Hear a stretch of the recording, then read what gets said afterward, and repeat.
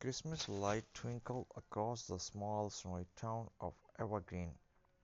Every window glowed with warmth, every door decorated with wreath.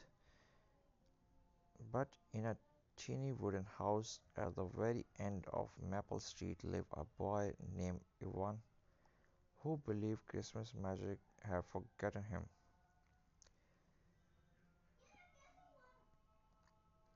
I just want Christmas to feel warm again. One cold evening, while returning from the school, Ivan noticed an old shop he had never seen before. The sign need to read Marlin Wonder Gift of the Heart. Inside the shelf were full of handmade ornaments, wooden toys, and shimmering lights. Behind the counter sat an old man with the long white beards and kind eyes.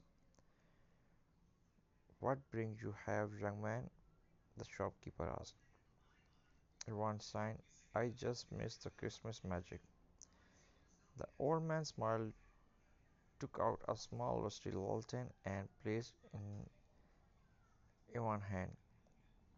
"The lantern does not glow with fire," he whispered. "It glows with kindness. Light it with a good deed, and it will shine." Ivan was confused but took it home. The next morning, Ivan saw his elderly neighbor, Mrs. Willow, struggling with heavy groceries. Without thinking, he can run to help her. "Thank you, child," she said softly. "People forget to help the old, especially in winter." When Ivan returned home, he grasped the rusty lantern glowed with a teeny warm spark. He understood every small act of kindness is a light. The day he cleaned the snow from her walkway and the lantern shone brighter.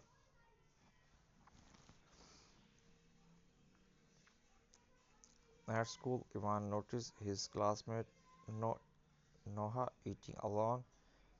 Noah came from a poor family. He usually did not have much for lunch. Ivan remembered the lantern and offered half of his sandwich. "You can have more," Ivan insisted. Noah's eyes brightened. "Thank you, no one ever shared with me."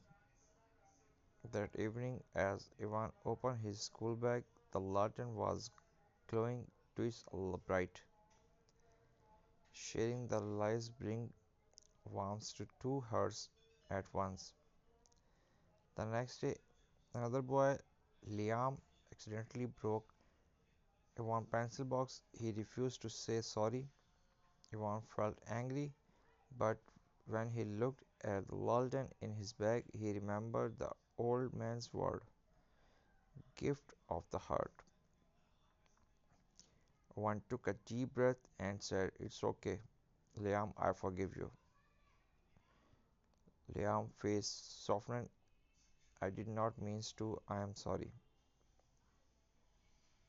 When Ivan checked the lantern again, it glowed even brighter, like forgiveness had cleaned the dust from its heart. That night, a heavy snowfall hit Evergreen.